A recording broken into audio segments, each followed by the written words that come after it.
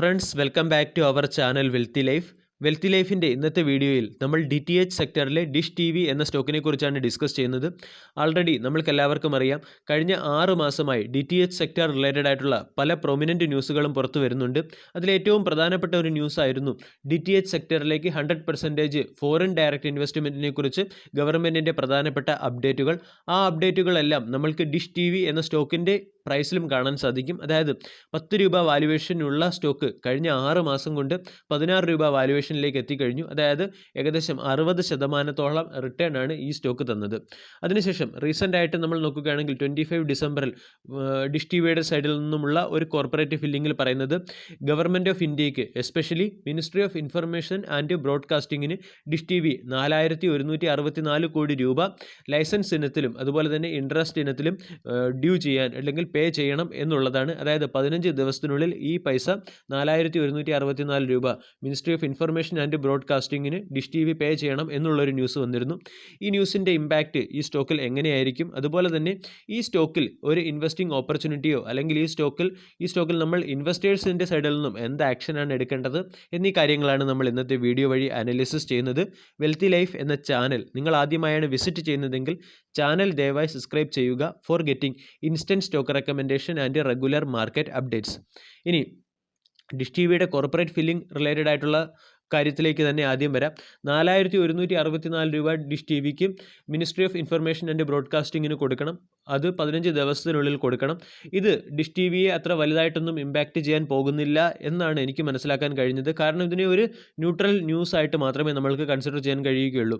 കാരണം ഇത് already dish TV അതിൻ്റെ കസ്റ്റമേഴ്സിൽ നിന്നും അല്ലെങ്കിൽ അത് ഡിഷ് TV DTHൻ്റെ ലൈസൻസ് ഗവൺമെൻറ്റിൽ നിന്നും അക്വയർ ചെയ്തതിന് ശേഷം DTH സർവീസ് കസ്റ്റമേഴ്സിന് പ്രൊവൈഡ് ചെയ്ത് അവിടെ നിന്നും അവിടെ നിന്നും ഡിഷ് TV ഏൺ ചെയ്ത മണിയുടെ ഒരു വിഹിതമാണ് ഗവൺമെൻറ്റിന് കൊടുക്കാനുള്ളത്. അത് അതിൻ്റെ ഒരു ബിസിനസ് പാർട്ട് തന്നെയാണ്.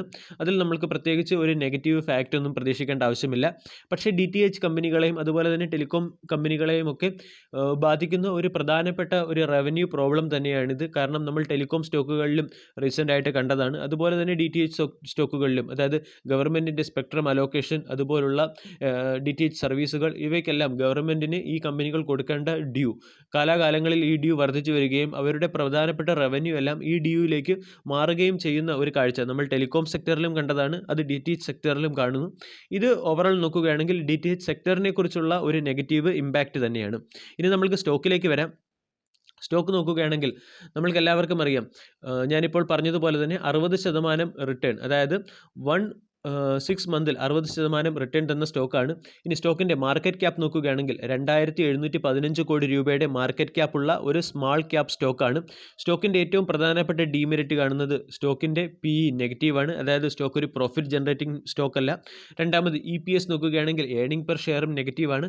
അതായത് ഈ സ്റ്റോക്ക് ഇൻവെസ്റ്റേഴ്സിനെ സംബന്ധിച്ചിടത്തോളം അത്ര നല്ല ഒരു സ്റ്റോക്കല്ല. ഇനി സ്റ്റോക്കിൻ്റെ റീസെൻറ്റ് പെർഫോമൻസ് നോക്കാം. അതായത് സ്റ്റോക്ക് 1 മന്തിൽ ഡെലിവറി ബേസിൽ 51% ഡെലിവറിയാണ് എടുത്തിരിക്കുന്നത്. 1 വീക്കിൽ 48% ഡെലിവറി. ലാസ്റ്റ് ട്രേഡിംഗ് സെഷൻ ആയിട്ടുള്ള തേഴ്സ്ഡേയിൽ സ്റ്റോക്കിൻ്റെ ഡെലിവറി നോക്കുകയാണെങ്കിൽ 47% ഡെലിവറിയാണ് എടുത്തിരിക്കുന്നത്. പെർഫോമൻസ് നോക്കുകയാണെങ്കിൽ 1 മന്തിൽ സ്റ്റോക്ക് 44% റിട്ടേൺ, 1 വീക്കിൽ സ്റ്റോക്ക് 6% റിട്ടേൺ. ഇനി ലോങ് ഇയർ പെർഫോമൻസ് നോക്കുകയാണെങ്കിൽ നമ്മൾക്ക് ഈ സ്റ്റോക്കിൻ്റെ ക്ലിയർ കട്ട് പിക്ചർ മനസ്സിലാകും. അതായത് 3 ഇയറിൽ ഈ സ്റ്റോക്ക് 81% നെഗറ്റീവ് റിട്ടേൺ ആണ് തന്നത്. അതായത് 86 രൂപ വാല്യുവേഷനുള്ള സ്റ്റോക്ക് 10 രൂപ വാല്യുവേഷനിലേക്ക് എത്തി. അതുപോലെ തന്നെ 1 ഇയറിലെ പെർഫോമൻസ് നോക്കുകയാണെങ്കിൽ റീസെൻ്റ് ആയിട്ട് FDI റിലേറ്റഡ് ഇൻവെസ്റ്റ്മെൻറ്റിൻ്റെ ന്യൂസ് വന്നതിന് ശേഷം ഈ സ്റ്റോക്ക് 11% റിട്ടേൺ ആണ് തന്നത്. ഓവറോൾ നോക്കുകയാണെങ്കിൽ ഈ സ്റ്റോക്ക് ഒരു പെർഫെക്റ്റ് എക്സാമ്പിളാണ് ലോങ് ടൈമിൽ നമ്മൾ എങ്ങനെ, അതായത് റോങ് സ്റ്റോക്കുകളിൽ ഹോൾഡ് ചെയ്ത് നമ്മൾ എങ്ങനെ നമ്മളുടെ വെൽത്ത് ഇറോഡ് ചെയ്യുന്നു എന്നുള്ളതിൻ്റെ ഒരു പെർഫെക്റ്റ് എക്സാമ്പിളാണ്. ഇനി സ്റ്റോക്കിൻ്റെ റീസെൻറ്റ് ക്വാർട്ടർലി പെർഫോമൻസ് നോക്കാം. ക്വാർട്ടർലി പെർഫോമൻസ് നോക്കുകയാണെങ്കിൽ ക്വാർട്ടർ ടു ക്വാർട്ടറിൽ സ്റ്റോക്കിൻ്റെ സെയിൽസ് 1.29% ആണ് ഇൻക്രീസ് ആയിട്ടുള്ളത്. പക്ഷേ ഓപ്പറേറ്റിംഗ് പ്രോഫിറ്റ് നോക്കുകയാണെങ്കിൽ -4.79, അതായത് ഓപ്പറേറ്റിംഗ് പ്രോഫിറ്റ് സെപ്റ്റംബർ ക്വാർട്ടറിലെ ഓപ്പറേറ്റിംഗ് പ്രോഫിറ്റ് ജൂൺ ക്വാർട്ടറിനേക്കാൾ കുറവായിരുന്നു. ഇനി ഇൻട്രസ്റ്റ് നോക്കുകയാണെങ്കിൽ ഇൻട്രസ്റ്റിലും ഒരു ഇൻക്രീസ് ഉണ്ടായിട്ടുണ്ട്. ഇനി കൺസോളിഡേറ്റഡ് നെറ്റ് പ്രോഫിറ്റ് നോക്കുകയാണെങ്കിൽ കൺസോളിഡേറ്റഡ് നെറ്റ് പ്രോഫിറ്റിൽ -12.4 46%. അതായത് 12% ലോസ് നെറ്റ് പ്രോഫിറ്റിൽ തന്ന ഒരു കമ്പനിയാണ്. ആനുവൽ റിപ്പോർട്ട് നോക്കുകയാണെങ്കിൽ ഒരു വർഷത്തിനുള്ളിൽ ഈ കമ്പനിയുടെ നെറ്റ് സെയിൽസിൽ 42% ഡിക്ലൈനും പ്രോഫിറ്റിൽ 43% ഡിക്ലൈനും ആണുള്ളത്. ഇനി നമ്മൾ ഈ കമ്പനിയെ അതിൻ്റെ പിയർ കമ്പനികളുമായി കമ്പയർ ചെയ്ത് നോക്കുകയാണെങ്കിൽ, അതായത് ഹാത്വേ കേബിൾസ്, ഡെൻ നെറ്റ്വർക്ക് തുടങ്ങിയ മറ്റ് DTH സർവീസ് കമ്പനികളുമായി കമ്പയർ ചെയ്ത് നോക്കുകയാണെങ്കിൽ ആൾറെഡി നമ്മൾ പറഞ്ഞതുപോലെ തന്നെ PE നെഗറ്റീവാണ്. അതുപോലെ തന്നെ ROE, കമ്പനിയുടെ ക്യാപിറ്റലിൽ നിന്നും കമ്പനി ജനറേറ്റ് ചെയ്യുന്ന ഇൻകം നോക്കുകയാണെങ്കിൽ അതും നെഗറ്റീവാണ്, അതായത് -42.56. ഇനി കമ്പനിയുടെ റവന്യൂവും പ്രോഫിറ്റും നോക്കാം. അതായത് കഴിഞ്ഞ 5 ക്വാർട്ടറിലെ കമ്പനിയുടെ റവന്യൂവും പ്രോഫിറ്റും നമ്മൾ കമ്പയർ ചെയ്യുകയാണെങ്കിൽ റവന്യൂ കൺസോളിഡേറ്റഡ് തന്നെയാണ്.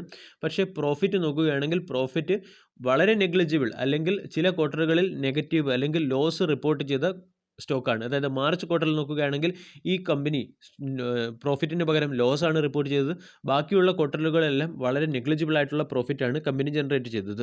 ഇനി ഇതിലെ ഏറ്റവും പ്രധാനപ്പെട്ട കമ്പനി എന്തുകൊണ്ട് ഇത്രയും പ്രോഫിറ്റ് അല്ലെങ്കിൽ ലോസ് ജനറേറ്റ് ചെയ്യുന്നു എന്നുള്ളതിൻ്റെ ഏറ്റവും പ്രധാനപ്പെട്ട ഇൻഡിക്കേഷൻ നമ്മൾക്ക് ഷെയർ ഹോൾഡിംഗ് പാറ്റേണിൽ നിന്ന് തന്നെ മനസ്സിലാകും. അതായത് കമ്പനിയുടെ പ്രൊമോട്ടേഴ്സ് ജൂൺ മുതൽ സെപ്റ്റംബർ വരെയുള്ള ക്വാർട്ടറിൽ ഏകദേശം 23.67 എന്ന ശതമാനത്തിൽ നിന്നും എക്സിറ്റായി 12.81 എന്ന ശതമാനത്തിലേക്ക് എത്തി. അതായത് പ്രൊമോട്ടേഴ്സ് ഈ കമ്പനിയെ ഉപേക്ഷിച്ച് കഴിഞ്ഞു. ഫോറിൻ ഇൻസ്റ്റിറ്റ്യൂഷണൽ ഇൻവെസ്റ്റേഴ്സ് നോക്കുകയാണെങ്കിലും 9.74 നിന്നും 9.16 എന്ന ലെവലിലേക്ക് മാറിക്കഴിഞ്ഞു. ഇനി ഈ സ്റ്റോക്കിൽ ആകെ സ്റ്റോക്ക് പർച്ചേസ് ചെയ്യുന്നത് റിറ്റെയിൽ ഇൻവെസ്റ്റേഴ്സ് മാത്രമേ ഉള്ളൂ. അവർ 64 എന്ന ലെവലിൽ നിന്നും 75 എന്ന ലെവലിലേക്ക് മാറിക്കഴിഞ്ഞു. ഇനി ഫോറിൻ ഇൻസ്റ്റിറ്റ്യൂഷണൽ ഇൻവെസ്റ്റേഴ്സിൻ്റെയും പ്രൊമോട്ടേഴ്സിൻ്റെയും ഷെയർ ഹോൾഡിംഗ് പാറ്റേൺ നമ്മൾ കണ്ടു കഴിഞ്ഞു. അതുപോലെ തന്നെ ഈ കമ്പനിയുടെ പ്രധാനപ്പെട്ട മറ്റൊരു ഫാക്റ്റാണ് പ്രൊമോട്ടേഴ്സ് വെച്ചിരിക്കുന്ന പ്ലെഡ്ജ്. അതായത് പ്രൊമോട്ടേഴ്സിൻ്റെ പ്ലെഡ്ജ് ഹോൾഡിംഗ് നോക്കുകയാണെങ്കിൽ ഇപ്പോൾ ഈ കമ്പനിയിൽ പ്രൊമോട്ടേഴ്സിന് 12% സ്റ്റോക്ക് മാത്രമേ ഉള്ളൂ. ആ 12% ഉള്ള സ്റ്റോക്കിൽ പോലും 72% സ്റ്റോക്ക് കമ്പനിയുടെ പ്രൊമോട്ടേഴ്സ് പ്ലെഡ്ജിൽ വെച്ചിരിക്കുകയാണ്. അതായത് പ്രൊമോട്ടേഴ്സ് ഈ സ്റ്റോക്കിൽ നിന്നും ക്ലിയറായി എക്സിറ്റ് ആയി കഴിഞ്ഞു എന്നുള്ള ഒരു ക്ലിയർ കട്ട് ഇൻഡിക്കേഷൻ തന്നെയാണ് ഈ ചാർട്ട് പാറ്റേണുകൾ നൽകുന്നത്. ഇനി ഒരു വർഷത്തെ പെർഫോമൻസ് നോക്കുകയാണെങ്കിൽ, അതായത് 2019 സെപ്റ്റംബറിൽ പ്രൊമോട്ടേഴ്സിന് ഈ കമ്പനിയിൽ 55% ഷെയർ ഹോൾഡിംഗ് ആണ് ഉണ്ടായിരുന്നത്. അത് ഒരു വർഷത്തിന് ശേഷം 12% ഷെയർ ഹോൾഡിംഗ് ആയി മാറിക്കഴിഞ്ഞു.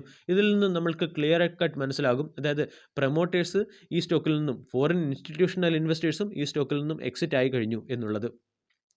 ഓവറാൾ നോക്കുകയാണെങ്കിൽ നമ്മൾക്ക് ഇപ്പോൾ ഈ ഒരു പിക്ചറിൽ നിന്ന് തന്നെ മനസ്സിലായി കാണും ഇൻവെസ്റ്റിംഗ് ഓപ്പർച്യൂണിറ്റി എന്താണ്, അല്ലെങ്കിൽ നമ്മൾ ഇൻവെസ്റ്റേഴ്സ് എന്താണ് ഈ സ്റ്റോക്കിൽ ചെയ്യേണ്ടത് എന്നുള്ളത്. അതായത് ഈ സ്റ്റോക്കിൽ ന്യൂസ് ബേസ്ഡുള്ള മൊമെൻറ്റം കാരണം ആളുകൾ ഇൻവെസ്റ്റ് ചെയ്യുന്നുണ്ട്. അതൊരു തെറ്റായ ഡിസിഷൻ തന്നെയാണ്. കാരണം കമ്പനിയുടെ ബാലൻസ് ഷീറ്റ് നോക്കുകയാണെങ്കിലും, അതുപോലെ തന്നെ പെർഫോമൻസ് നോക്കുകയാണെങ്കിലും, അതുപോലെ തന്നെ ഷെയർ ഹോൾഡിംഗ് പാറ്റേൺസ് നോക്കുകയാണെങ്കിലും ഇവിടെല്ലാം ഇൻവെസ്റ്റേഴ്സിന് കോഷൻ അല്ലെങ്കിൽ അലർട്ട് തന്നെയാണ് ചെയ്യുന്നത്.